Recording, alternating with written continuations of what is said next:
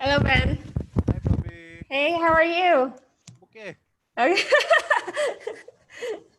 I'm all good. A bit sleepy lah. As usual, now everything is right. Every day, night, all the same. Yeah. I'm still waiting for Ika. I texted her. Okay.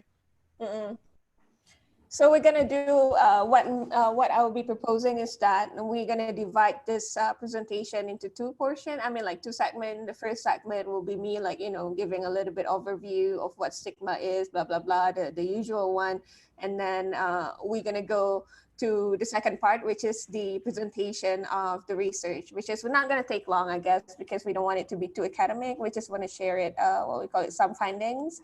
And then we're going to open it for Q&A. Are we going to have Q&A? Yeah, we can have Q&A. Yeah. So your presentation is going to be roughly how long? So we have an hour, so maximum 40 minutes, I guess. Okay, sure. That's fine. Yeah. Yeah, I mean, usually for this online one, shouldn't make it too long anyway. Yeah.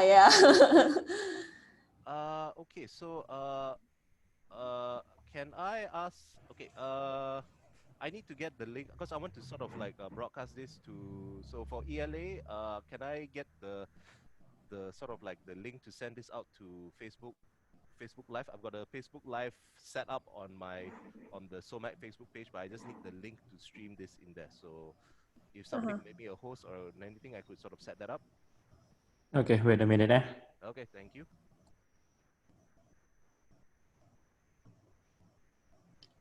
Okay, in meanwhile, can you test your PowerPoint presentation? Hold on, yeah. One by one lah, tengok if it works or not. Together, or will you be taking turns? We'll be taking turns. Yeah, because I'm gonna go with. Can you guys see the slides? Looks good. So I'll just gonna later on, I guess I'm just gonna prompt Ika to continue on, and then she's gonna share her slides. I mean, it's basically the same PowerPoint. It's just that I want her to have control over when she wants to click next. Yeah. So who's presenting first? She's presenting first, and then you? I will be presenting first. I see. Okay. Yeah, and then she's gonna focus on the research. Okay. Yeah.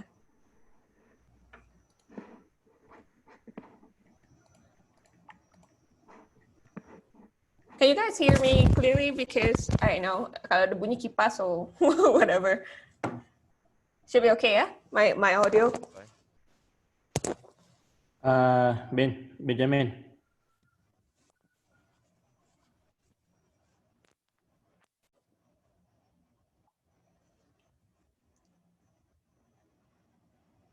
Oh, sorry, I had a phone call. I'll be away for just a minute. Okay. Okay.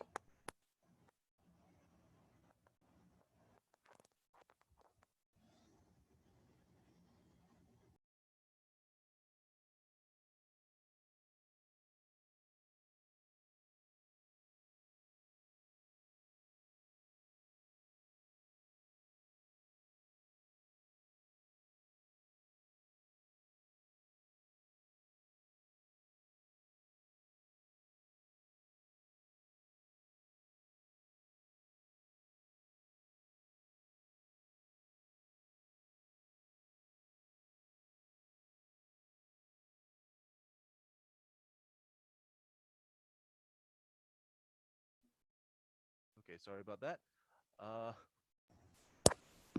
It's okay. I'm Bobby, still. How's everything? How's the husband? How's life? Okay, like this lah. Nothing much going on, except for like writing and stuff. That's it.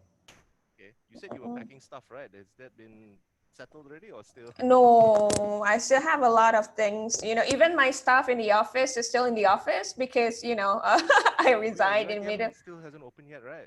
Yeah, still haven't. So I went to UITM and I was like telling the police bantuan I wanted to take my stuff, and then they were like, no, tak boleh masuk because tunggu lepas PKP. I was like, okay.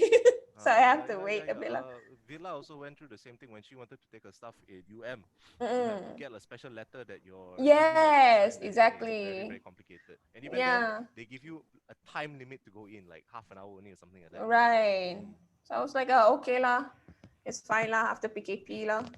So still a lot of stuff that we have to, even I purchased tickets to go back home to Miri, but then again, I applied for, permit to enter Sarawak, and then they told me 14 days quarantine. So my husband decided not to go back lah because cuti habis kan dalam quarantine. So we decided to raya here lah as a in perantauan in KL with nobody. So which means that my stuff will stuck also here. Although the fact that I packed to bring back home kan.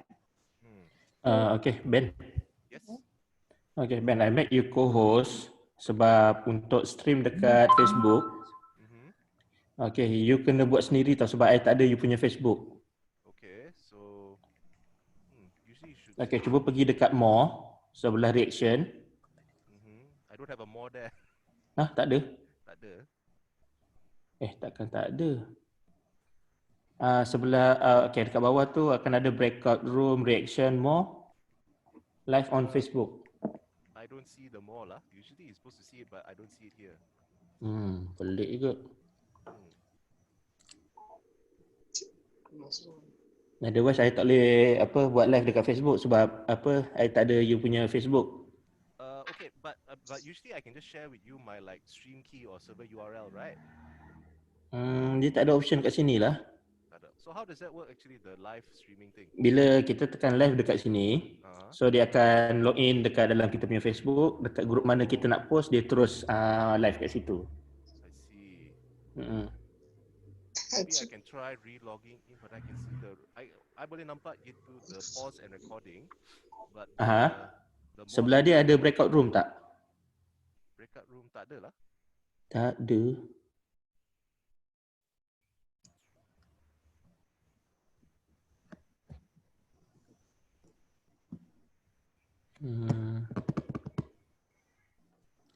Ataupun kalau you okay, just bagi Facebook yang ataupun you enroll me as a author ke apa ke untuk ni.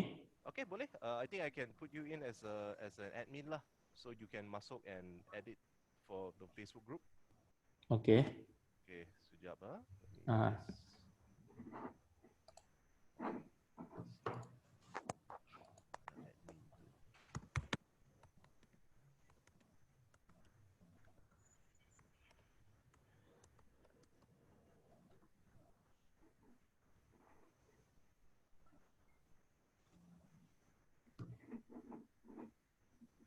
Ben, check your Zoom group chat.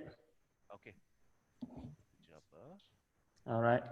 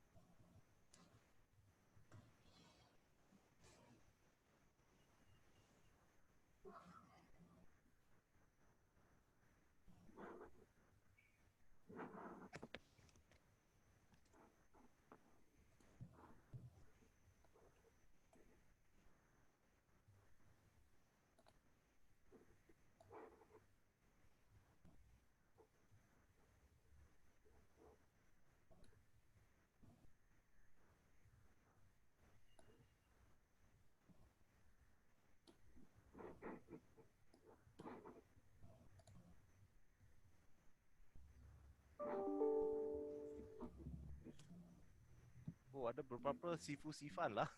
Sekejap. Ya ke? Okay. What's your image Image background dia ada bricks. I pakai baju warna biru.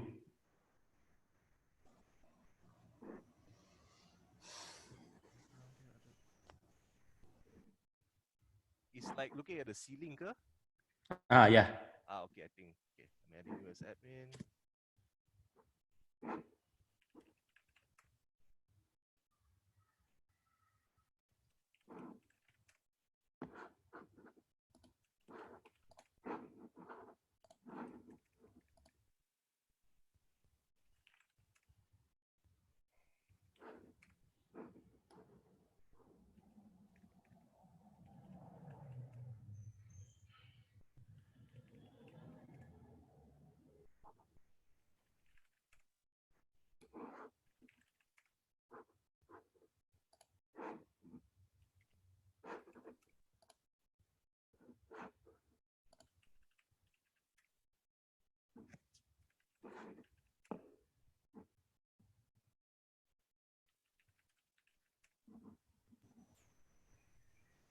Okay, baru add. Alright. So if you look at the prep that I've read, you have to look under new post. There is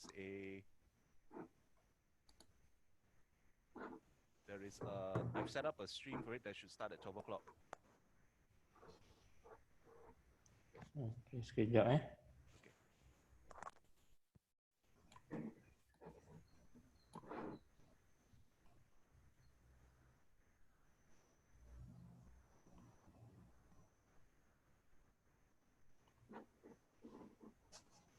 Can't see you. Asvila. Bila. Si Hamid. Aku tak sempat nak jumpa. Boleh dengar lah, Ben ni pakai headphone lah. Ika is requesting to join. Requesting to join, hold on.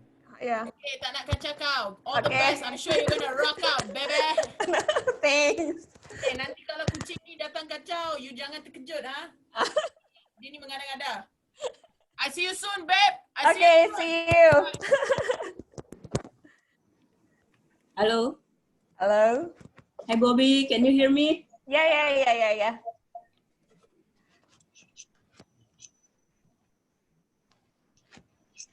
So everything is okay, Mbak Ika?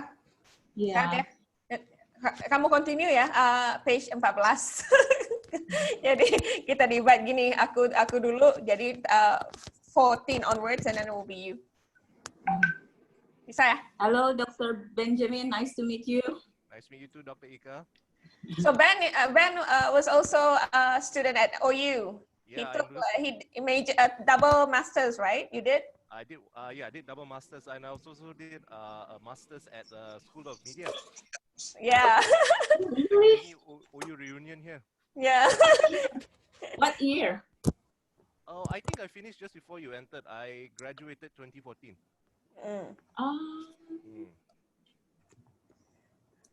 So he did his PhD in US, right? Yeah. Yes, that one last year baru habis. So it's OU lah, Bob What's Katsa. your research area? OU, oh yeah. Oh yeah. Oh yeah.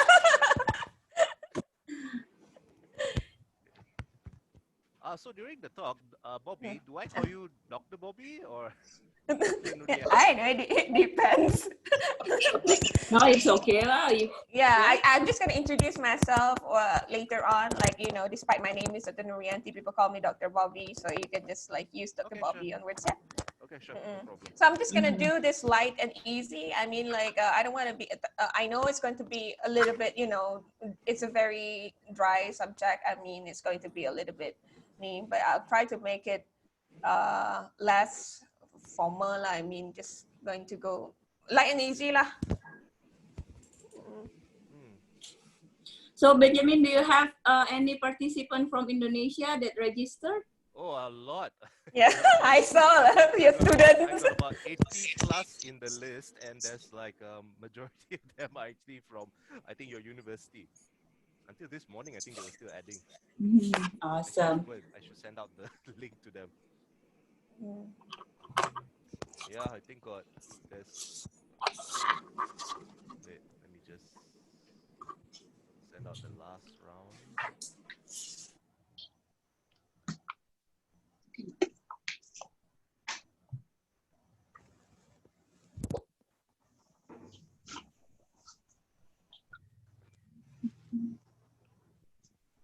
Got a total of 91 registered. Okay, cool.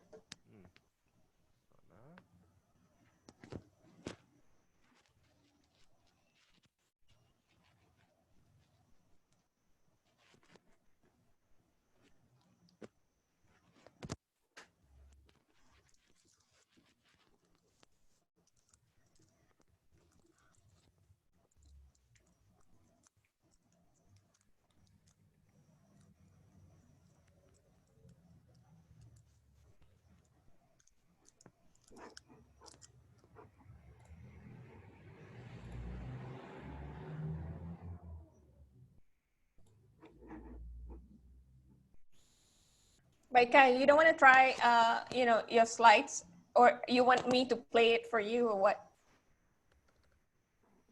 Ah, you're mute. I think what you can do is because you can actually request for access, request for control, so you can actually just leave it up on your screen. How? If you look at the top there under view options, there's an option there to request remote control. Hold on. View. I mean, for you yourself, no. It's if you look at the play option for Zoom, I think. So, like for instance, I can request remote control, and then. So I approve lah, huh? If you approve, then I can control your screen. So maybe Ika can. Yes, she can just do that. Yeah. Okay, so I can do things like click on the screen. It's gonna be a bit weird because I'm controlling your mouse essentially. Right. But if this is complicated, you can just always just share the screen separately, lah. It's not a problem.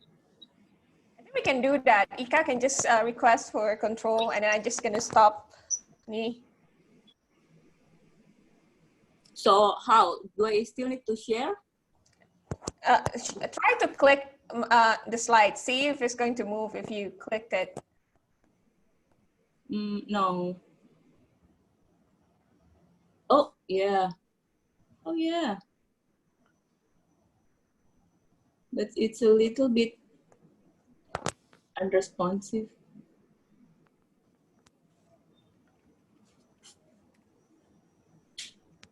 Yeah, that's naturally the lag, I suppose. Yeah.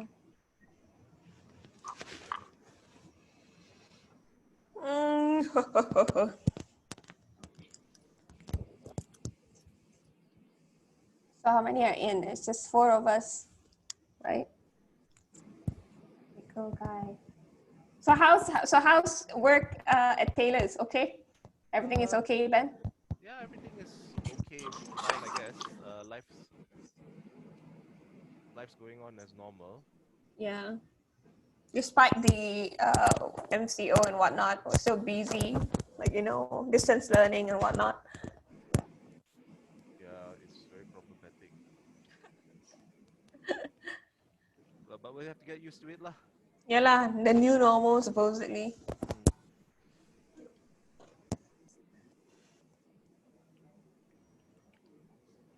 Have 10 more minutes. So you're still doing a lot of research on game, Ben? No, I've abandoned all that already. I'm just doing a lot of the same stuff you are actually. Social media research, online public discourse and things like that. Oh, nice. Perhaps we can do something together. Yeah, it'd be cool. Yeah, definitely. Yeah, we can do something together. Even when I went into, by the time I left already, I was still doing piracy stuff. My PhD was about online piracy. But I've pretty much transitioned to look at, just political discourse and things like that, lah. Yeah. Interesting. So maybe we can propose like write a book, like, we can focus on one chapter. Despite you're saying social media discourse and whatnot, there are so many, what we call it, aspect to that we can touch at different things, and we can just write a book and then write book chapters. Yeah, that'd be great. Yeah, because UITM is like looking for people to send proposal at UITM Press. If you want UITM Press, or we can do somewhere else, like, one chapter each, or if you have more idea, 2 chapter, and then we can write minimum 5 chapters, and it's going to be a book. So perhaps we don't want to do it like per chapter. We can just you're not author for a chapter, but you're an author for the whole book. You get what I mean? So one book, three authors. However, the chapter we divide, that will carry more weight, I guess. I see. Okay, sure. Yeah. Can definitely try. Yeah. Go for something like that.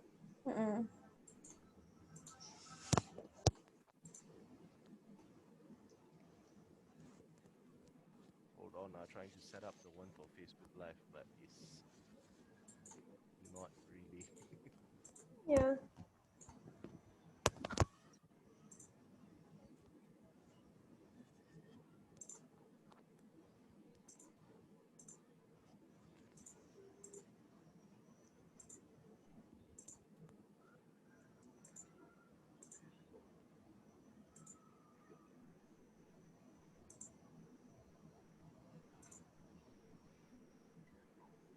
I'm just gonna go get my charger just in case. Sure.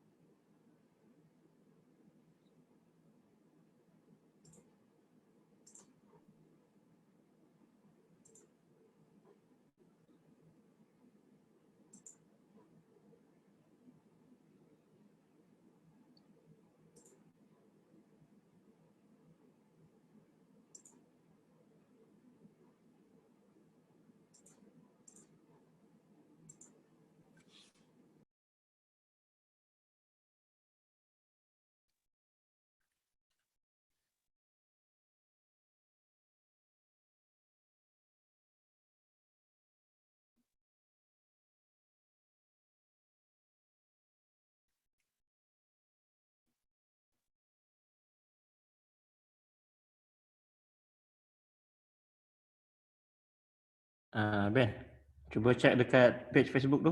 Okay. Ada tak? Oh, on the Facebook page.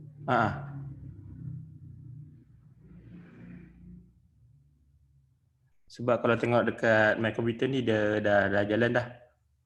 Okay, yeah, I see it. Ada Yes. All right.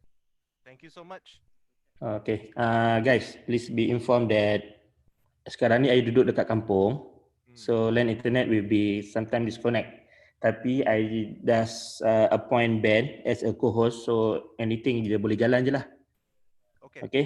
Nanti Ben dalam pukul 12, you can enroll participant yang Admit lah basically here. yes. Okay. Okay, Nurianti nak jadi co-host juga ke? Mana yang senang lah. Tak tahu. Ada at least ada dua kan. Nanti seorang disconnect, seorang boleh jaga. Okay. Okay, make you co-host. Okay guys, everything is okay Okay.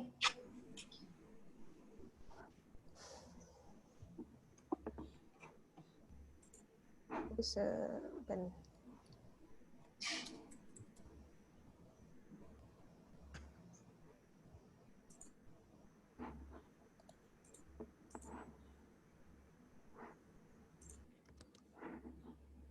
Yep, thank you so much.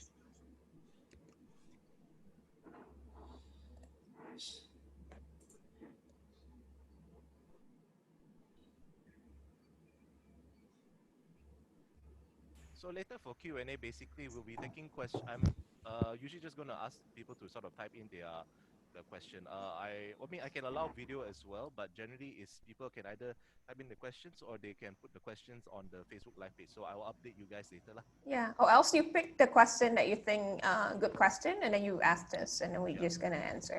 Yeah. So depending on how long this goes, we can set it up differently lah. Okay.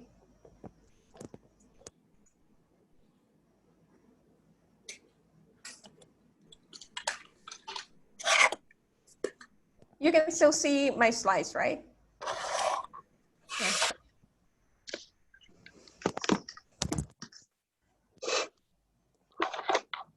So Bobby, Benjamin gonna control the slide, am I right? You have access to it also, right? No? Yeah, I have it. I can request, but I haven't turned it on yet, basically. Okay. What? Sorry?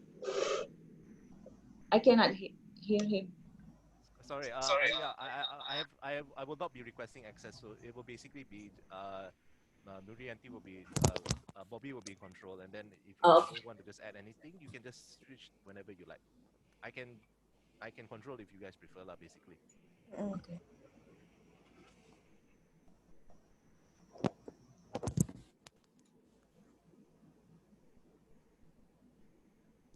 How is it on Facebook? Yeah, it's on Facebook. You can go and tune into it now, actually, if you want. Yeah.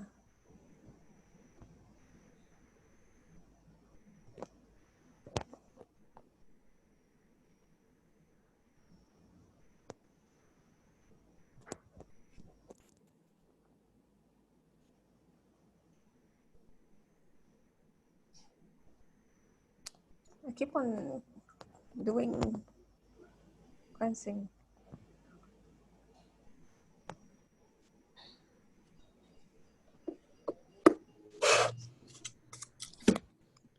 Am I coming off as a bit soft? Is this better?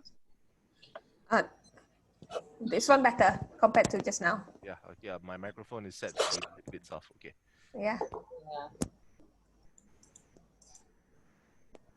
So Okay. If you guys are ready, I can let everybody start letting people in already. yeah, can. Okay. This-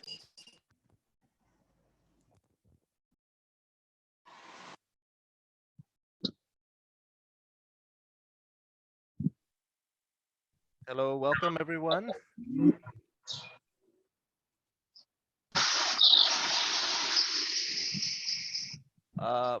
Welcome everyone. It's a bit of a courtesy because this is an online seminar, webinar basically. Please keep your microphones muted. You can keep your video on, but please keep your microphones muted if possible. We will have some room later for questions and answers, and you can raise your questions there. But I'll be giving a little brief, like when I introduce everybody later, we can then sort of like talk about how this session is going to run. So I'll just wait for more people to start coming in. I've got about 80 over people who have registered, so I expect to see a lot more people, but people will stream in as this session goes on as well. Okay.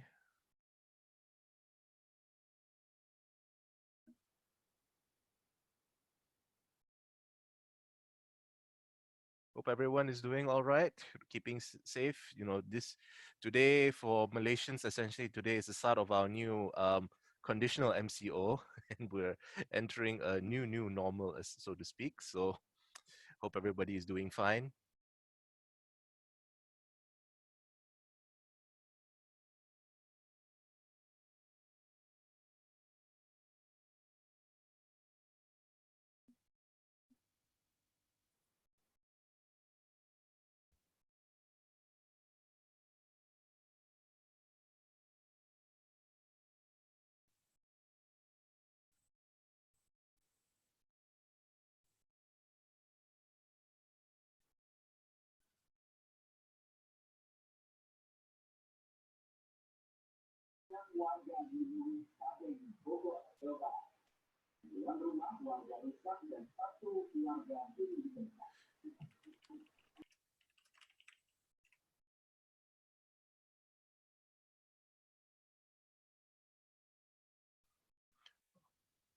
Okay, we've got 33 participants.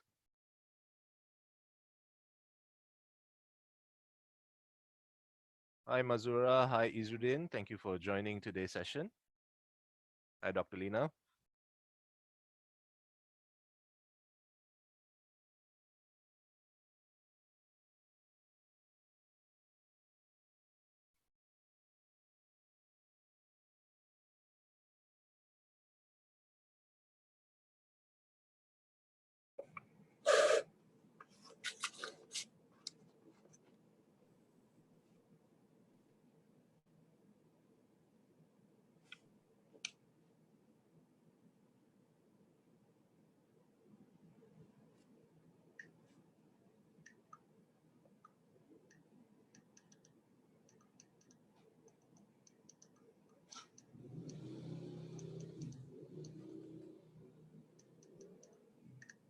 Okay, wait for a few more people to come in.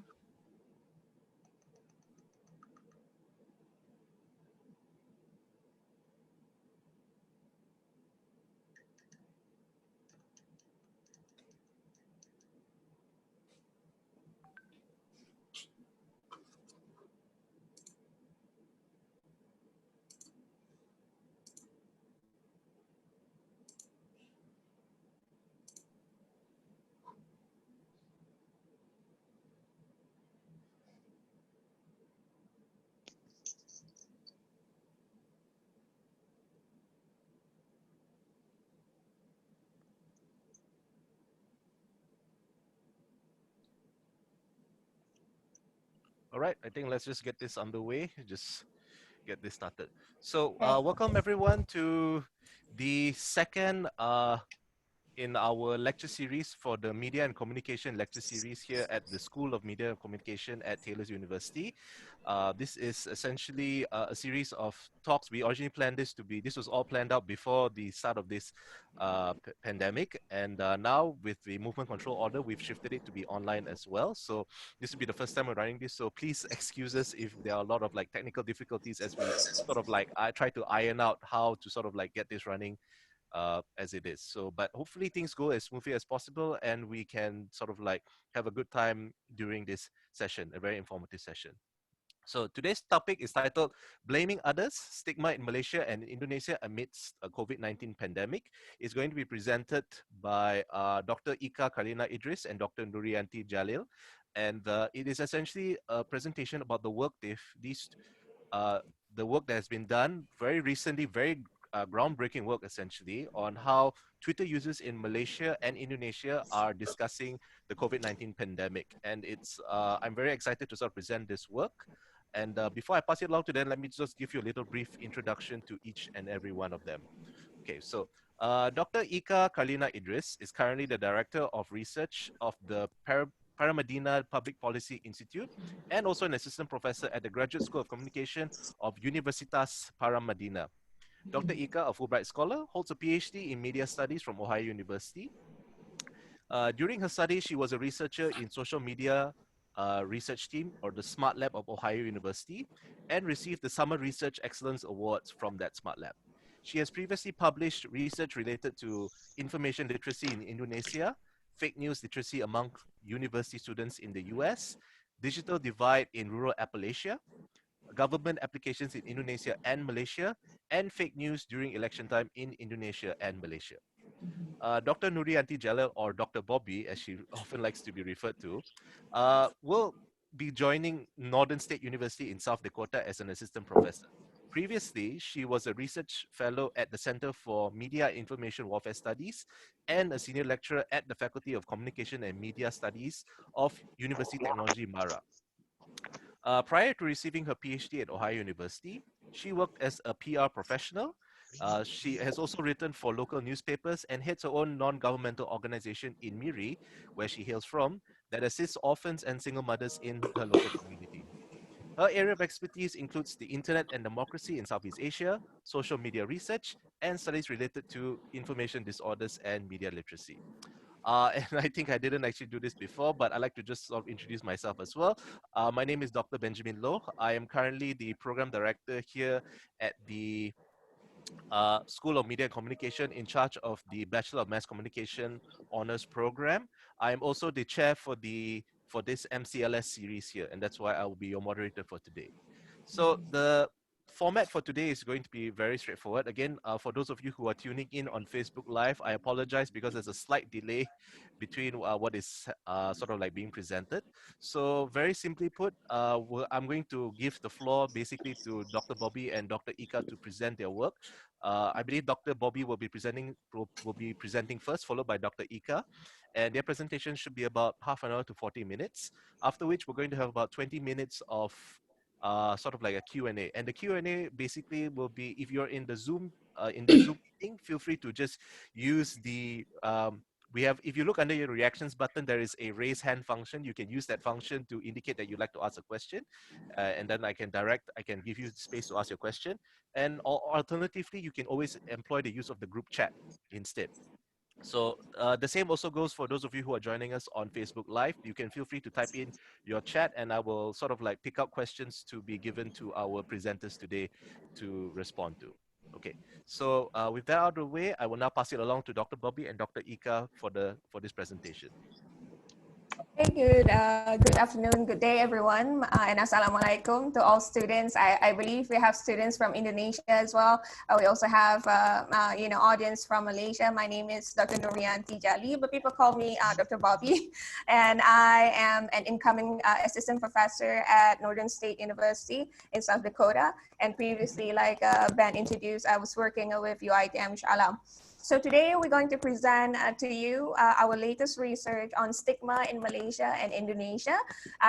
This is going to be two portions. The first portion will be presented by me, where I'm going to give you a little bit of overview what stigma is all about, how previous research on stigma and diseases that was done before, and how we adopt those research as part of our guiding framework for our latest research on COVID-19. So here, let me just share with you slides we prepared for this presentation. I believe all of you can see this. So that's Dr. Ika, and that's me. So this is going to be our today's agenda. Some of the stuff that I'm going to present to you. First off, I'm just going to give you a little bit of overview what stigma is, and then we're gonna have a little bit of discussion on the vicious cycle of stigma. And I'm just going to give a little bit brief about research on stigma and diseases, 5 dimensions of stigma that we adopted from previous research on HIV and stigma, and we adopted this framework as part of our current research. And I'm just going to give a little bit of sharing about the danger of stigma, especially during pandemic right now, COVID-19 and stigma around the world, some cases here in Malaysia and Indonesia. And of course, after that, I'm just going to hand over to my research lead, Dr. Ika. She's going to present on our research on stigma in Malaysia. And we're going to discuss a little bit of our interesting finding, where we found there are more discussion about political part to handling COVID-19 beyond discussion on stigma, especially on Twitter. And then we're just going to have open Q&A if you do have questions. Okay, first off, I know that many of us, when we talk about stigma, we often associate it with what we call a stereotype. It is correct. However, the formal, what we call a definition by a popular stigma researcher, Goffman, in 1963, he said stigma is an attribute that is deeply discrediting and that reduces the bearer from a whole and usual person to a tainted, discounted one. If you talk about COVID-19, we know that COVID-19 started in Wuhan, China. And across the world, we could see that there are a lot of what we call stereotypes, against people from China or Asian in general. Those that look Chinese, doesn't matter where you're from, either from Singapore, Malaysia, or even America. Some of our Asian friends are being stigmatized as a carrier of COVID-19. Yeah? Stigma can be based on one, physical conditions, negative characteristic, or backgrounds such as race, gender, or ethnicity. So why is stigma so dangerous? I believe there are a lot of our political leaders, also KKM here in Malaysia, Ministry of Health in Malaysia, talked about how important it is for us to minimize stigma, especially during COVID-19, because stigma will lead to what we call a vicious cycle, where stigma going to breed negative perceptions. Negative perception, especially if we talk about in the context of COVID-19, are not only towards the sufferers of COVID-19, which I mean patients of COVID-19, but also people are closely related to the sufferers. Say, for example, family members or health workers. If you could see, there were a lot of news, not only in Southeast Asia, in Indonesia, in Mexico, in many countries where frontliners, medical workers attacked because of prejudice towards and negative perceptions towards COVID-19. So when we talk about specifically towards patients of COVID-19, we talk specifically about patients of COVID-19, if they know that they are being stigmatized, of course, logically, we know that this will breed fear of discrimination. When people are afraid of discrimination, that will lead to another problem, which means that patients of COVID-19 then will avoid revealing that they have this disease, or they are potentially, patients of COVID-19, or they were previously exposed to COVID-19 patients. So this will create avoidance of help, avoidance of getting proper resources, to contain the disease. And this then will lead to untreated illness and then further transmission of the pathogen, and then it's going to make things even worse over time. So this is why stigma has to be, what we call it, mitigated, has to be minimized, especially during time like this. So I'm going to share with you a little bit about research related to stigma and diseases. There were, like I told you in the beginning, there were a lot of research on stigma and diseases. We adopted, at least for us, we adopted research that was done on stigma and HIV/AIDS. If you talk about HIV/AIDS, I believe in the early 90s, there were a lot of misconceptions about HIV, and that will lead to what we call it discriminations to HIV sufferers. And even there are research, what we call it, recent research on stigma in Ebola. In Africa, there were a lot of discriminations toward Black people from Africa. So you can see that stigma has been, what we call it, research by a lot of researchers from different disciplines, because even among health researchers, say for example, medical researcher, they believe that stigma also will lead to increased number of patients. So I think this is, if any of you are interested in looking at stigma and diseases, there were a lot of research, previous research that were looking into this. So now, here I'm going to share with you the 5 dimensions of stigma in the context of COVID-19 pandemic. So this 5 dimension of stigma was actually, we adopted from a research conducted by Zhuang and Breshnahan in 2012 on HIV and AIDS. So according to these 2 scholars, they were saying that stigma has at least 5 dimensions, which are labeling, negative attribution, separation, status loss, and controllability. So what does it mean by labeling? What does it mean by the first dimension, labeling? Labeling is the act of assigning an unfavorable descriptor to a problematic condition. If you think about Donald Trump, if you think about COVID-19, some of the terms he used to describe COVID-19 was not very well received by the public. Say, for example, he described COVID-19 as Chinese flu. Some of his Chinese virus, some of his members were calling it as Kung flu. So which means that you are labeling this what we call it, this disease in a very, what we call, negative term. So the second one is negative attribution. Negative attribution incorporates negative term to describe the person who has the disease or even the family members of confirmed cases, which means that we're just, we try to what we call it, attach certain terms to this, to the sufferer of COVID-19 or the member of what we call it, family members of the patients. Think about all the news reports, especially in Indonesia. When I cruise through what we call it, news reports comparing Malaysia and Indonesia, I know that in Indonesia there were cases of what we call it, protests. You don't want people to, there's a few villages in Indonesia denied burial of COVID-19 patients, and they describe this patient with certain terms. So we can understand the situation as number 2, negative attribution. Number 3, the third dimension of stigma is separation. It can be understood from the view that the person with unfavorable condition cannot have contact with other people. If you take a look at, if you think about what we call it, COVID-19, yeah?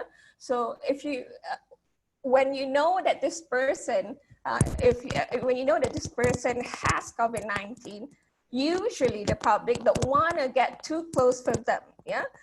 Because one, of course, COVID-19, we know that it's highly transmittable disease. Number 2, there's very little is known about the disease. Therefore, it is easier for the general public to separate themselves. So that is stigma.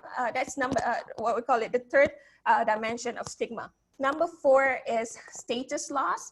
It reflects situation where a patient, especially in the context of COVID-19, where a patient or the family loses their privilege of social recognition, including housing, education, employment, and healthcare. Number 5 is controllability, related to one's capacity to control the situation to avoid unfavorable conditions, including the responsibility for preventing such situation. If this person fails to do that, he or she will stigmatize. I will be stigmatized. If you remember this one case about a young man, in this case is in Malaysia, a young man who just returned from South Korea and went to the Tabligh Akbar, 16,000 strong gathering in Sri Petaling. And when people found out about him, there were a lot of information about this person, especially on Twitter.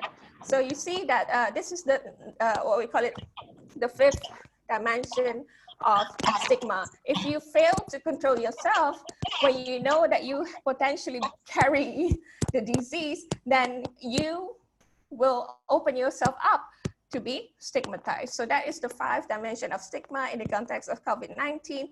I believe if there is another, although we do, if you are to do similar research on stigma, you can adopt this framework and use it for your own research. Yeah.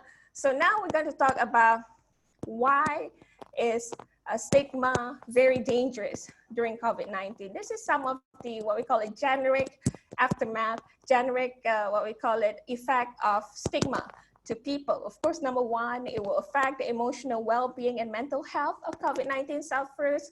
There were cases, there were news that I read but this one is in the States where I think he was a veteran and he found out that he carried COVID-19. He was affected by COVID-19 and that he committed suicide.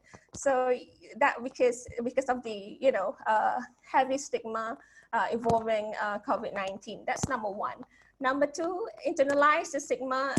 Number 2, if the the patients or people affected by COVID-19, when they internalize the stigma they experience, they begin to develop a negative self-image. Of course, this is very generic.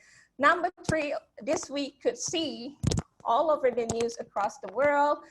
Certain group of people discriminated against or judged negatively if their health status is revealed. Some, in most cases, just because they're of certain race, they are discriminated against. That's number 3, the impacts of stigma.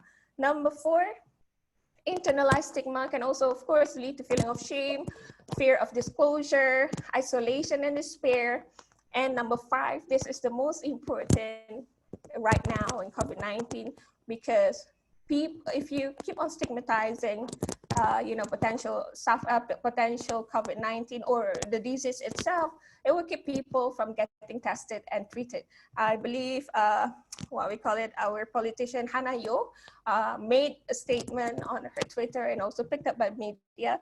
So she was saying that do not stigmatize people that have COVID-19 or stigmatize COVID-19 in general, because that would keep people from being tested. And KKM, our Ministry of Health, also initiated campaign to educate people not to stigmatize, because people will run away, they don't want to go and get tested. And finally, it's going to put frontliners, you say, for example, often stigmatized in danger for working closely with COVID-19 sufferers. This we could see in Mexico. There were a lot of medical workers were attacked.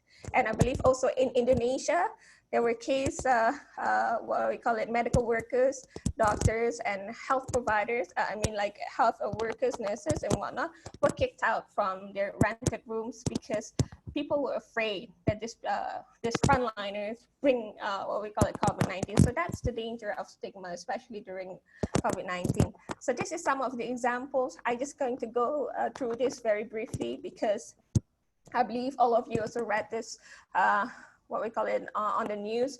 We could see because of stigma, we read that one Singaporean student and his friend were hurt in racist attack in Melbourne, in Australia, because of leaders like Trump using very, certain label to describe to describe COVID-19, especially using the race card to describe the disease. Even recently, yesterday was it that he had what we call it, exchange of,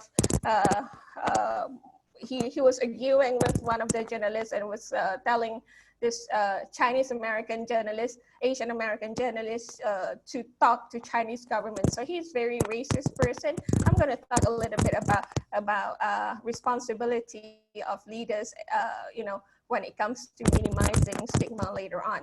And another case I want you to see here, although in Malaysia we do not see that, refuse a burial of COVID-19 victims, but Indonesia, there were a lot of cases that I read on the news, and of course Dr. Ika highlighted that as a part of our research also, fearing infection that some Indonesian refuse burial of COVID-19 victims.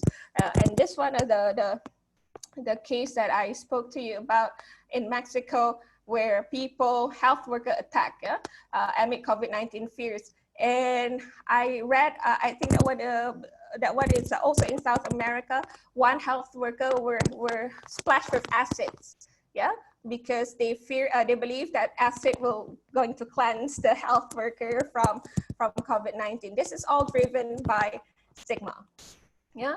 So this is important also. I want to talk about the reason why stigma happens. Number one is because stigma is rooted in fear of something unknown. When we don't know something, we tend to have what we call a great fear about it.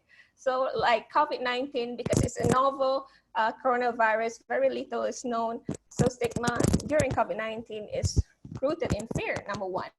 Number two is that sometimes complicated information shared by health experts are too complicated to be understood by everyday people, so therefore they could not understand, which means also they could not learn much about the virus. So there's still, for them, there's still many unknowns about the what we call the pathogen. Number three is low literacy. Yeah, low literacy in certain segment of society, increased likeliness to stigmatize. Educated society has less likely to stigmatize in contrast to less educated community. So it was found in multiple what we call it previous research. So number three is low literacy level. And number four is very important also, is misinformation about COVID-19 in the media, especially the first few weeks of COVID-19. So there was so many misinformation on the internet. In Malaysia, say for example, there were one viral video where people were saying this person was affected by by COVID-19, that he became a zombie. So people believe that because they saw a video of this person shaking, but apparently the video was a other video not related to COVID-19. Misinformation, of course, led to stigma.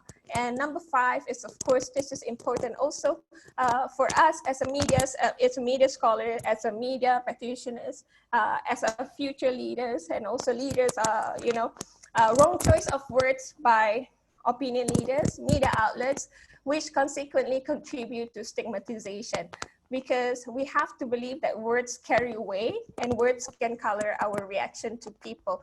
Like if we go back to our example of Trump, he was saying about Kung flu, we're talking about Chinese virus. So that will indirectly, what we call it, influence people perceptions toward people from China or Chinese in general, or Asian in general, or Asian American, especially in America.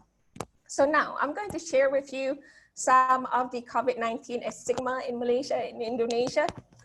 Here are some of the cases that we wanted to highlight. Say, for example, in Semarang, Indonesia, there was a village rejected burial of nurse died COVID-19 due to concern about the risk of possible infections.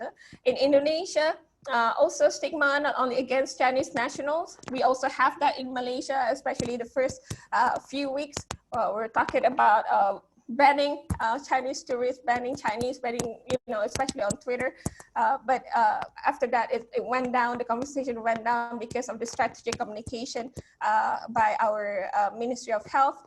Stigma in in Indonesia, we go back to Indonesia, we could see that medical workers and family of the sufferers were attacked. In Persahabatan General Hospital in East Jakarta, medical workers, nurses and doctors who treated COVID-19 patients have reportedly been kicked out of boarding houses near the hospital. And in Malaysia, if you remember, there were times, it's still the largest cluster. It's still the largest cluster in Malaysia, COVID-19. People describe it as tablik cluster. If you go to Twitter or to other social media platforms, this has created a negative perceptions towards tablik movement in Malaysia. So that's why I want you guys to think about how, especially when you are a media people, when you are working for the media, when you are, say for example, leader, you have to carefully choose your words, or else it's going to influence people's perception or opinion about certain group of people or certain issues. So what can we do to minimize stigma? So of course, what we call it, we have decided to break it down into 4 main points, but this is not limited to this. Yeah? Number 1 is protect. Maybe we can create anti-discrimination law and regulations to mitigate harassment and prejudice towards affected group. Number 2, we include people, accessible, affordable healthcare to include all segments of community. Like in Malaysia, we provide even for what we call it, foreign workers, we provide that by the companies, and then the government also assists with letting this foreign worker to be tested. So we don't want this certain group of people to be excluded from accessing what we call it affordable healthcare assurance by the government to protect all regardless of race, social status. Education, yeah, educate people is very important. Providing information on COVID-19 frequently to the public, which in Malaysia we already did that, and I believe Ika is going to present later on the situation in Indonesia. And avoid reading unverified information, particularly on social media, on the internet. Refer to well-established information provider, because we don't want to be we don't want to be the next victim of misinformation. Address fears by reading and learning more about the pathogen. And responsibility, of course, media and leaders have to be responsible in covering stories related to COVID-19 to avoid unintended consequences, unintended stigmatization to the wrong choice of words. And now I seriously call for everyone to actively participate by correcting any misinformation that you see online, because by active participation, we will be able to help in minimizing stigma. And this is some of the example of campaign against stigma in Malaysia and Indonesia. This is a poster that was created by KKM, Kementerian Kesehatan Malaysia, Malaysia Ministry of Health. Yeah, so they were talking about stigma because they believe, at least in Malaysia, they don't want people to be afraid to get treatments. Yeah? Then here is one of the example of campaign in Indonesia to stop stigma. In Indonesia, there were so many NGOs, there's so many institutions promoting what we call it, mitigation against, to stop stigma, because stigma has impacted Indonesia very, what we call it, significantly, especially during this COVID-19. So there are a lot of organizations trying to help by, initiating such campaign. So now I will hand over this presentation to my good friend Ika on the research. So you want me to play it on? Okay. Yes, please. Okay, thank you, Dr. Bobby. Hi, everyone. Good afternoon. So after from that situation, and then from the previous literature, we then come to at least two main research questions. First, how do Twitter users in Malaysia and Indonesia stigmatize COVID-19? And then what is the content of tweets related to the stigma of COVID-19? I just want to let you know that we keep this research ongoing because during during this time, the stigma also moved to a different dimension. But I will tell you later in my last presentation. Could you please next, Bobby? Okay, so I know in Malaysia you found the first case during February, yeah, during February. But in Indonesia we officially acknowledged the first case in March.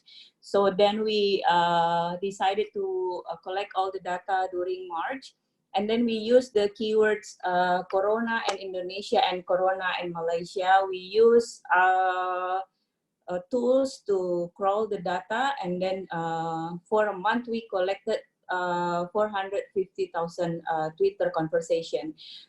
Just for your information, because the number of because Indonesia has a higher number of population and higher number of social media users, so tweets from Indonesia is way larger than from Malaysia. When we collect the tweets, we decided to exclude the promoted conversation. I'm sure both of you, all of you know that Indonesia and Malaysia, we are suffering from the fake news. So we decided to exclude the promoted messages, all the tweets that related, retweeted or reshare. So we deleted all those tweets, and we end up only having 23,500. So that's how much the original tweets that we found. And then from there, we also, by using simple random sampling, we selected 6,900 tweets. And then at first, we were trying to use sentiment analysis tools. You know, it's for a big data, it's easier for us if we use the tools. But when we try at least 2 tools with different language annotation, we found that it's better to use human coders, because the stigma, if the characteristic of stigma is kind of similar with hate speech, it is really specific. For the sentiment analysis tools, they usually give numbers for each words. If it's really positive, the tool's gonna give it like +5. If it's really, if it's somehow positive, the tool's gonna give the word +1. For example, if we use a sentence like Ika darahnya halal. So it's an example from a hate speech. Ika, because it's a name of a person, it's gonna score 0. Darah or blood, it's gonna score -1 until -2. But halal, because it's very positive, it's the tool's going to score it +5. So if we add -2 and +5, we're gonna end up having +3. So the tools is going to score it +3. So it's gonna be a positive sentiment. But we all know that the sentence Ika darahnya halal, it's a negative sentiments, and even it's contain hate speech. So that's the same case with stigma. When we try to use the tool, we still find that the human coder is more reliable than the tools provided. Yeah, maybe if you are in the graduate program and if you are interested in this kind of social media analytics tool, you can do research in that. Yeah, like language sensitivity. So we use 2 human coders who understand both Bahasa Indonesia and Malaysia, and then we train them to understand our categorization and the tweets, and then we end up having, after 3 times practice, we end up having a reliability result for all the categorization. Okay, so the finding, we found that the majority of the object of the stigma is related to one's background. For some cases, for instance, for stigma in drug users, the dominant stigma is mostly in the literature is mostly related to negative characteristic. So if you are lazy, you are tend to be drug users. But in this case, in the COVID-19, the object of the stigma is not physical condition, not negative characteristic, but one's background, mostly related to their nationality or their race or their religion, even in the case of Malaysia. Next will be. So, and about from our samples, 6,900 tweets, we found only 5% tweets that contain stigma. So this is from original tweets. Maybe if we don't deleted the promoted tweets, maybe it's more, but we keep the original tweets. So it's very low, only 5%. And then the majority or the main stigmas in Indonesia, you can see that we found different stigmas. In Indonesia, the majority of stigma is labeling. And then in Malaysia, the majority is related to controllability or responsibility. And then we don't find any stigma related to status loss or negative characteristic in Malaysia. Yeah, after that we try to understand to what are the words that Twitter users wrote when they tweet about stigma, and then we found that in Indonesia the top words are related to virus, government, country, China, plague or wabah, enter or masuk and positive, yeah. So if we look at China, the common words that use with the word China is corona virus. As a background, if you are from Indonesia, maybe you know this, but the public thought that the government, Indonesian government is really slow in handling this case.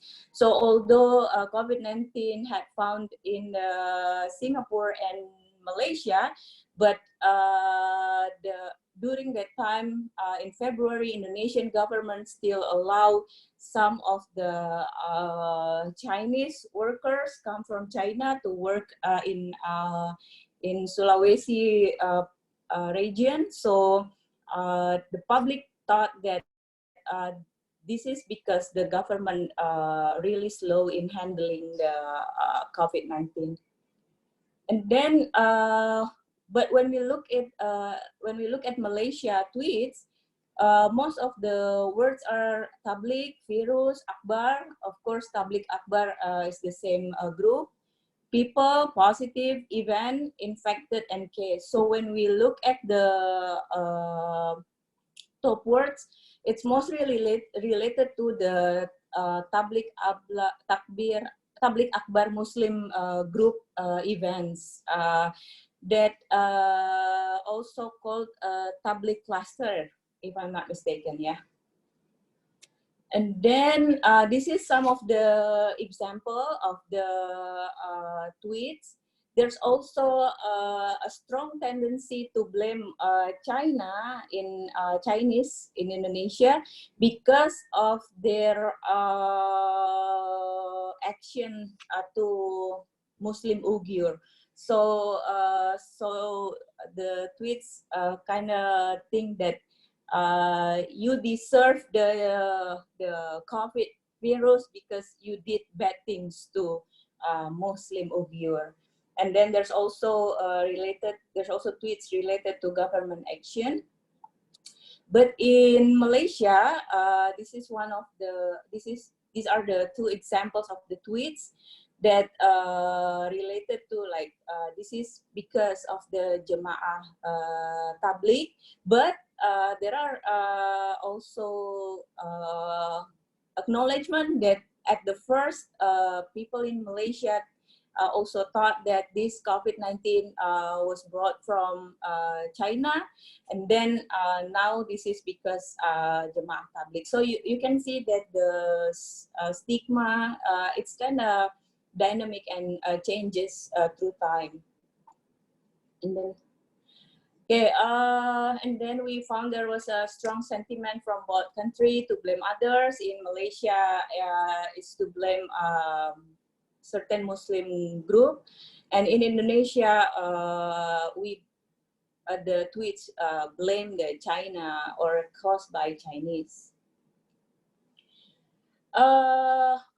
Okay, we found that the tweets containing elements of stigma were not as dominant as evaluation of government responses. So in Indonesia, where we went through the tweets, there's really a strong sentiment related to government, and then compared to criticism of the government bad performances, it's 6% and 84.6%. But then I want to tell you a little bit about the stigma on in April. So our research is during March at the early case of COVID in Indonesia, but during April we found that the different stigma perceived by the Indonesian people. It mostly the dominant or top words that we found is like infected, rejected, or need to be separated. So we found a strong tendency in April in Indonesia, specifically related to rejection of the COVID patient or COVID patient that already recovered and going back to their neighborhood. In Malaysia, however, most tweets were related to government's appeal to stay home. So this is also kind of interesting because in Indonesia, you can see there's a issue of distrust of the government policy and government action. But in Malaysia, we can see that the public kind of support the government policy to stay home. Yeah, maybe you can continue, Bobby.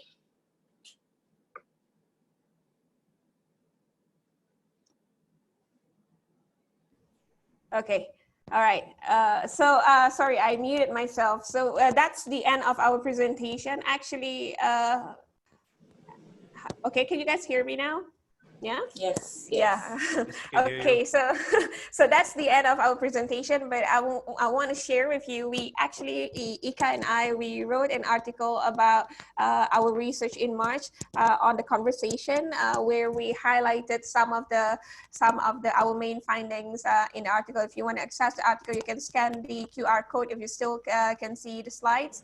And actually, like what Ika said, we of course stigma is dynamic over time.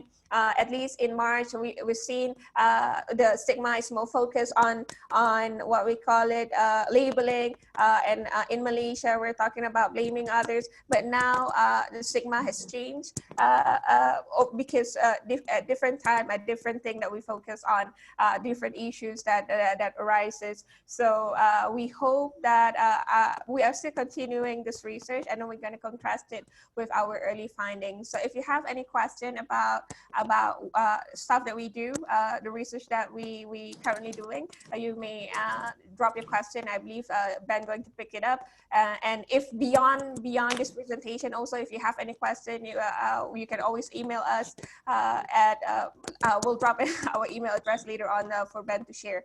Okay, thank you so much. All right, thank you very much, ladies. That was a very, very interesting presentation. Wait, hold on. Let me just Yeah. back to. Yes, that was a very, very interesting presentation, and I do indeed have several questions to share with you. Let me just bring up. There's 3 so far. Let me just share my screen now to sort of, so you can sort of see it. Hold on, let me see. Okay, there we go.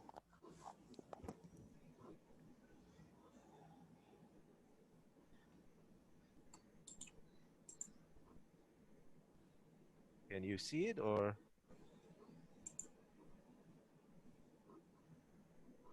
Yes, we can see it. Okay, so this is the first question by Philip Gunn. So he asks, does the literature indicate that people who have preconceived discriminatory perceptions towards a community strengthen one's stigma towards that community? And the second part of the question is, how can we reduce stigma if there are people stubborn to change their views despite evidence to the contrary? Maybe I can start with addressing this question. Ika, if you want to add on later on, you can just, answer it. But to Philip Gunn, thank you for the question. I like your question because this is the question that I asked myself as well. Does the literature indicate that people who have preconceived discriminatory perceptions? Yes, that will amplify stigma towards certain people. This is what I observe, especially in America, because when I was in the States, I took like a few classes on critical race theory, because some people, they have this, what we call it, closeted, what we call it, racist sentiment towards certain group, and having the situation will, having this, say for example, COVID-19 caused by people they have negative perception on, will of course amplify that stigma towards that certain community. There are a lot of research also that has talking, but not specifically to COVID-19, but on other diseases that was talking about your, what we call it, preconceived discriminatory perception will amplify your stigma towards certain group. And if you're talking about how do we reduce stigma if there are people stubborn to change their view, it is something that we struggle on right now. The government response, at least in many governments, they're trying to, in Malaysia, so for example, trying to educate people that COVID-19 is not exclusive to a certain group of, certain group of race or certain group of ethnicity. Is going to impact all, although the, what we call it, although the starting point of the disease was from China, say for example. So I think education is the way. However, it's easy to say this than done. If people, we can only give, but if people refuse to take it, it's another issue that we really have to look into. So which means that I do not have like specific answer to that, but I always believe in education, educate. Ika, if you want to add on to answer that question. Okay, thank you, Philip Gunn. Yeah. In our literature, we found one literature related to stigma in SARS, in social avoidance of recovered SARS patient in Hong Kong. So in that literature, they found that the preconceived perception strengthen one's stigmas even for the recovered patients. So yes, at least from those literature. And then why do people still have stigma? So this stigma, we found it from a classic works theory that we call the theory of belief in a just world. So belief in the just world theory basically said that people believe that what you give or what you do is what you get in return. So if you are poor, that's because you're lazy. That's basically the belief. So it's that's the foundation that we use. But sometimes people who believe in this just world forget that it's not always that one's negative characteristic that cause him to be poor. So for instance, even though you work really hard, if the system in your country doesn't elevate you to become to have like better education, or do not open the better access to work, then however work you hard, you're still gonna be in that situation.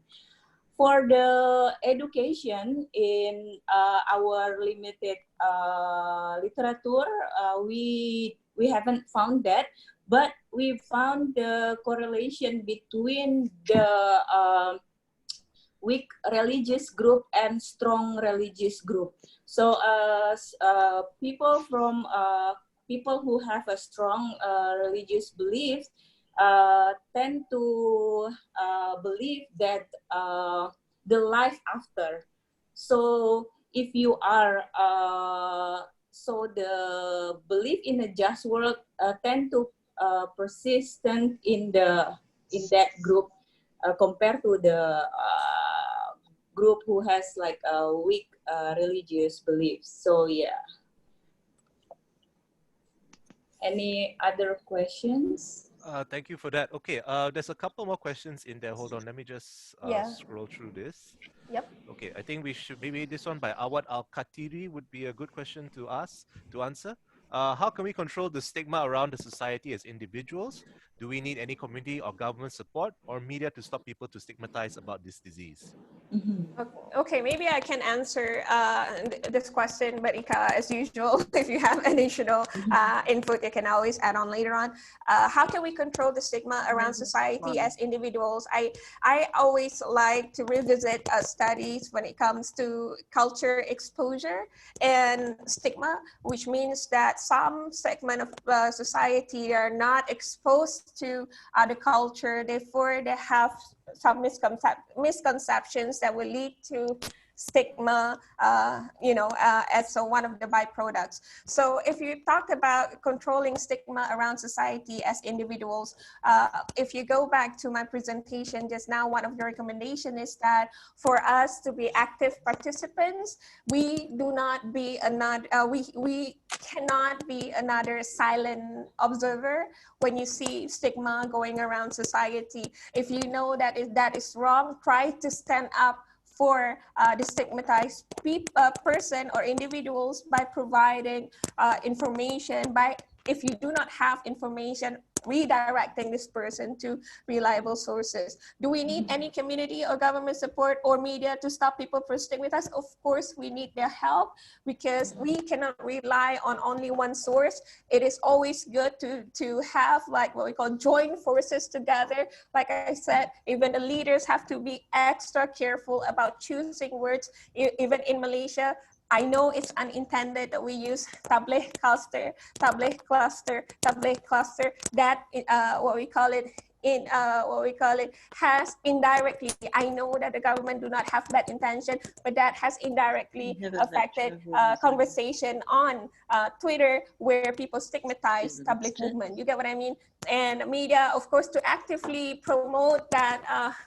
Why stigma is very dangerous, especially during pandemic. We're not going to talk about misinformation. Misinformation and infodemic is of course one of the things that we witness has created another major issue that we have to deal with during COVID-19. But if you try to, what we call it, really look into misinformation, one of its byproduct is also stigma. So I think we have to work, what we call it, join forces together as an individual, as a community, as a media people, media practitioner, or as a government body to really work and address this issue so that we can, even if we cannot eliminate stigma, we can minimize stigma. So Ika, if you have any additional information on that. We actually wrote about how we can help to control or minimize stigma in our presentation, but I just want to add a little bit from the classic work of Just World Research. They by Miller, and they really emphasize about empathy. So I know it sounds Romantic. simple, yeah, but it's the answer is to grow your empathy toward others. And then what I encourage you this day, some of the recovered COVID patients, they are very active on social media, telling what kind of treatment or what kind of stigmas that they receive from their neighborhood, from their families. I think if you can join that conversation, you can follow the person and then listen to their stories. I think it's going to help you to grow your empathy if you cannot really relate to that person condition or situation. Okay, thank you for that. We've actually got a lot of questions, and we are technically supposed to end at 1, but if the speakers are all right, I can push this maybe another extra 15-20 minutes if you guys are okay with this. I'm okay. Ika, are you okay? Yeah, maybe 10 minutes. Okay. Because I have another meeting. Okay. Okay. So here's another question, which I think is very important. It's by Bobby Hermawan Arifin. Is there any connection between the government's inability to deal with the coronavirus that caused many people to have a negative stigma against COVID-19 survivors?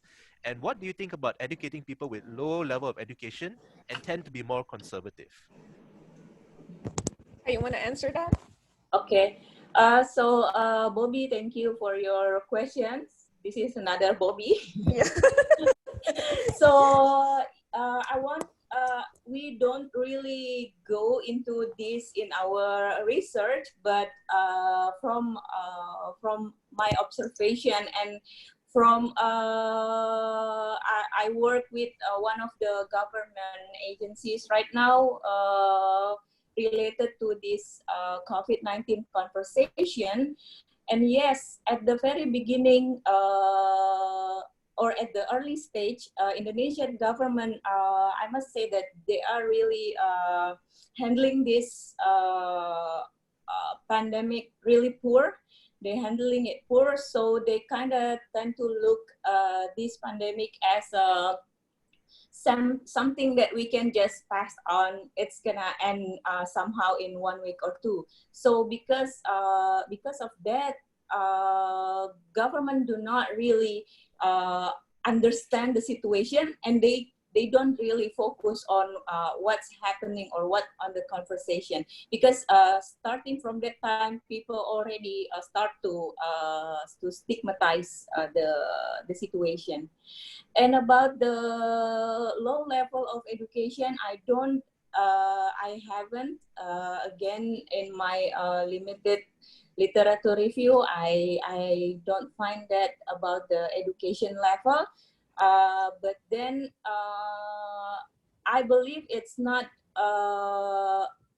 about the education, but it's about the how knowledgeable you are. You know, during this pandemic, not only low level education people who spread hoaxes, but also high level education people, they spread hoaxes because it's not in their area of expertise. You know what I mean? Maybe because my area of expertise in communication, if there's like a current research about this pandemic that I don't really understand, maybe I can I can be really tempted to share the news. But then we found the relation about the conservative view. Yeah, I want to add on that. If you go back to our slide on what causing what we call a stigma, one of it where we're talking about low literacy. Low literacy can be understood by what explained by Ika, because it's not your area of expertise. Therefore, you have low understanding of the issue, which is correct. And another one I want to add on that, because we have to also understand, we have to also look at the capacity of individuals' ability to find what we call reliable information. If you go back to some of the previous research on fake news and who are the people that tend to share misinformation. Say, for example, there are a lot of what we call it scholarly article that indicate low education, people with low education that share such information, although not limited to them.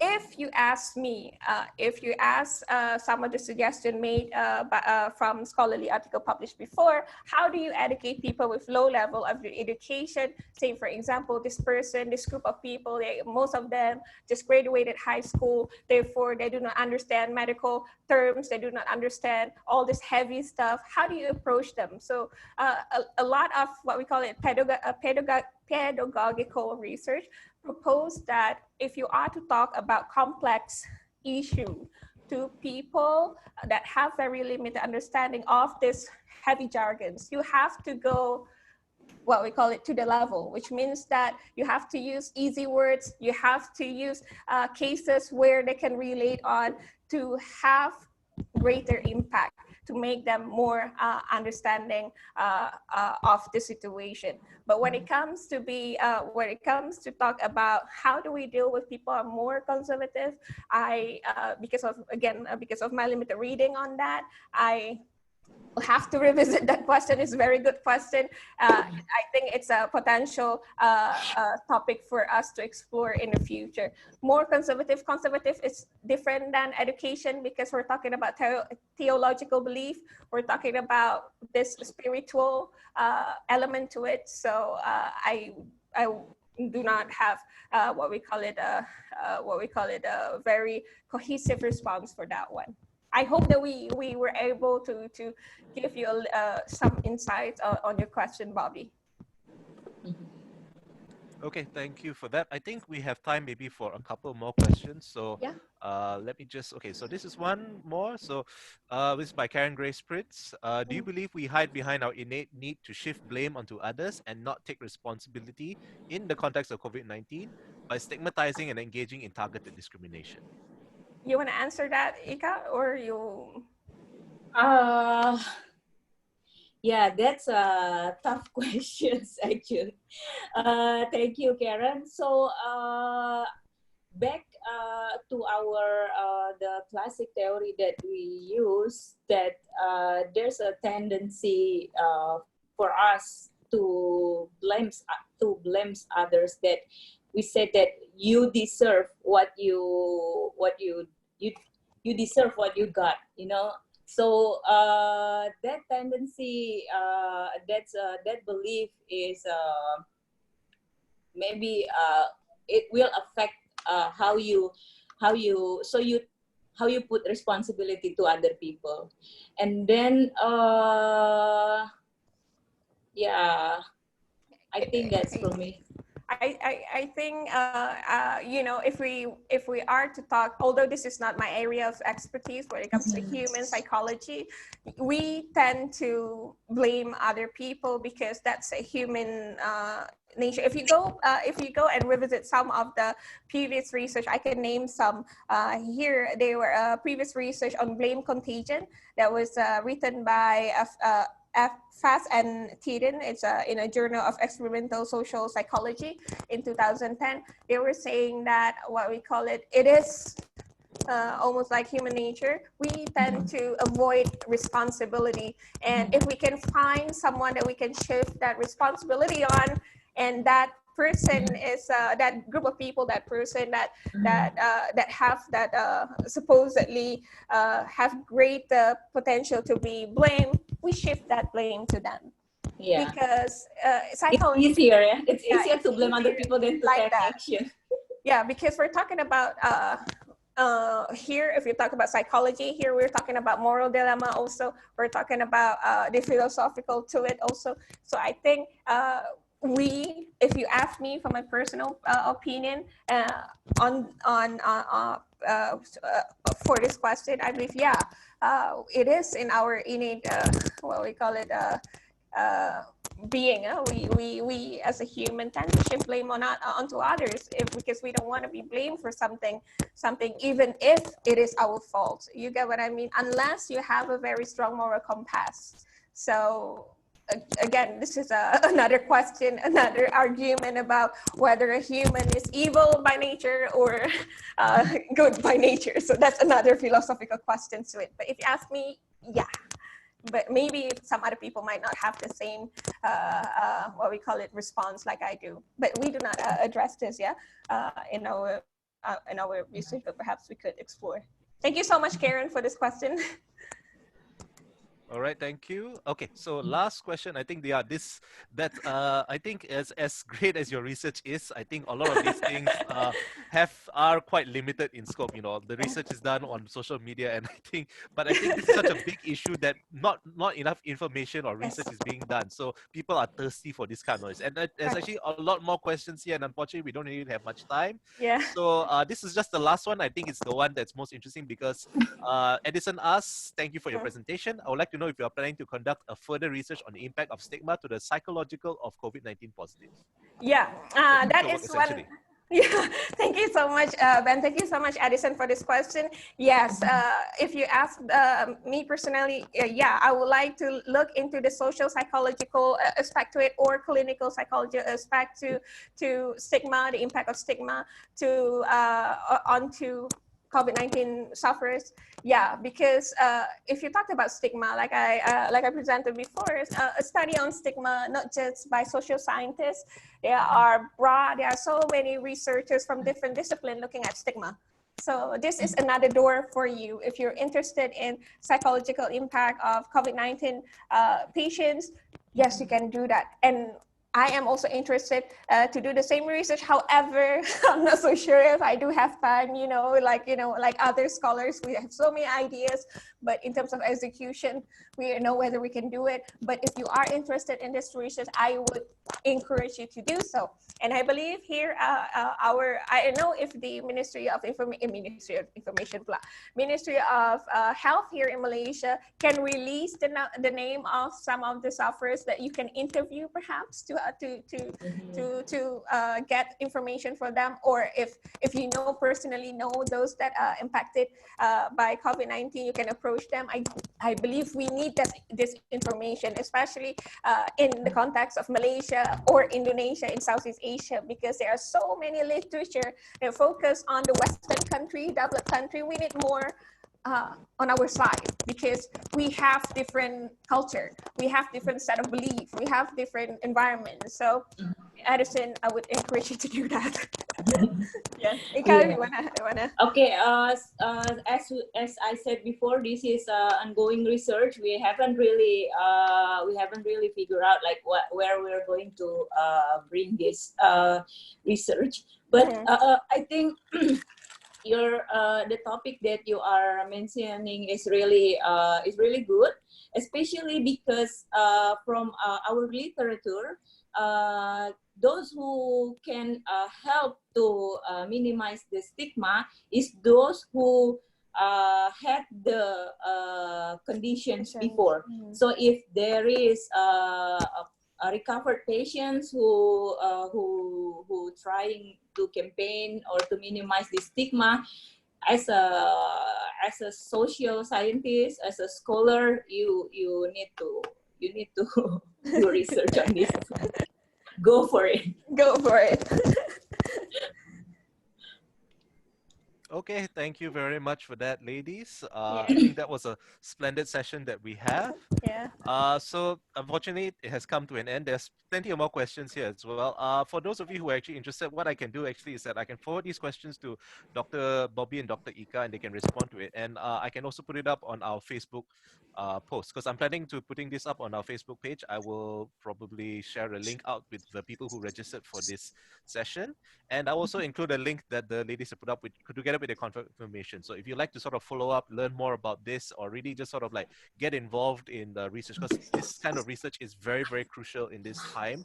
And it's especially important because not enough research is being done, especially at the regional level here within Southeast Asia. So I think that's great kudos to both Dr. Nurianti and Dr. Ika for sort of like being at this forefront of doing sort of like groundbreaking research like this. Okay. So with that in mind, thank you very much to everybody for participating. We've got quite a lot of people that were here, and thank you for all these lovely questions. They were really, really very good questions, and I hope. Thank you so much. Okay, you're welcome. Thank you, and I hope, Ben. you're welcome, Dr. Bobby and Dr. Ika. So with that in mind, we are going to call it a wrap for today. For those of you who are fasting, happy fasting. For those of you who are in Malaysia, please enjoy day one of the CIMCO. And for those of you from Indonesia, thank you for coming today and watching this cross borders. So with that, thank you so much here from the School of Media and Communication here at Taylor's University. And this is Dr. Benjamin Loh, and we're signing off. Thank you very much. Thank you, guys.